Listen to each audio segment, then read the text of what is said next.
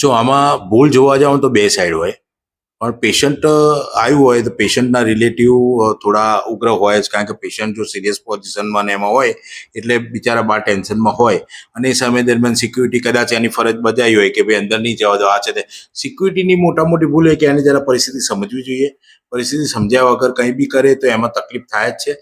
હવે આમાં ઉપરના મેનેજમેન્ટને કંઈ ખબર જ ના હોય આમાં નીચે શું થાય શું નહીં. બરાબર, તમે અત્યારે ઇન્ક્વાયરી કમિટી બેસાડો કે ગમે તે બેસાડો, રિપોર્ટ તો એક જ આવવાનો છે કે ભાઈ સિક્યુરિટીની ભૂલ હતી કે આ પેશન્ટના રિલેટિવની ભૂલ હતી, કંઈ બી, પણ માનવતા ચૂક્યા એ અગત્યનું છે. બરાબર, સિક્યુરિટી બી માણસ છે, કોઈ ડોગ સિક્યુરિટી તો અહીં બેસાડી નથી, કોઈ જાનવર બેસાડ્યા નથી, માણસ જ છે. એ માનવતા ચૂક્યા છે, એ ફાઇનલ છે. હવે એના માટે મારી એક જ વસ્તુ કહેવી છે કે જો આવી સિક્યુરિટી રહે તો એના કરતાં સિક્યુરિટી એજન્સી ચેન્જ કરો. હું સાહેબને અને હોસ્પિટલને એક રિક્વેસ્ટ કરી કે સિક્યુરિટી એજન્સી ચેન્જ કરો, અને જે એજન્સી મૂકો છો એ એજન્સીના સિક્યુરિટી ગાર્ડની એક ટ્રેનિંગ પીરિયડ જેવું ગોઠવો.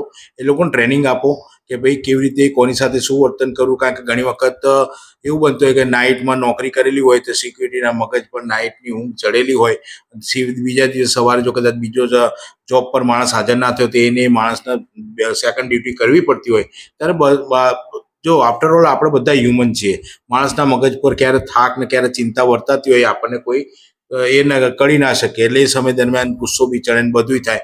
એટલે હું તો એક જ વસ્તુ કહું છું, હું કોઈ વસ્તુ દબાવવાની કોશિશ નથી કરતી, કોઈ ઉભરાવાની કોશિશ નથી. આપણે બધા માણસ છીએ, ભૂલચૂક તો થયા જ કરવાની છે. તો સાહેબને એક જ રિક્વેસ્ટ છે કે આવી એજન્સી હોય, જો એજન્સીમાં શોર્ટ ટેમ્પર માણસ હોય તો એજન્સી ચેન્જ કરી દેવી જોઈએ, કારણ કે ઘણી સિક્યુરિટી એજન્સીઓ છે. આ સિક્યુરિટી એજન્સી હું સાહેબને એવું હશે તો લેખિતમાં બી આપીશ, સાહેબ એ સિક્યુરિટી એજન્સી ચેન્જ કરે તો સારામાં સારું છે.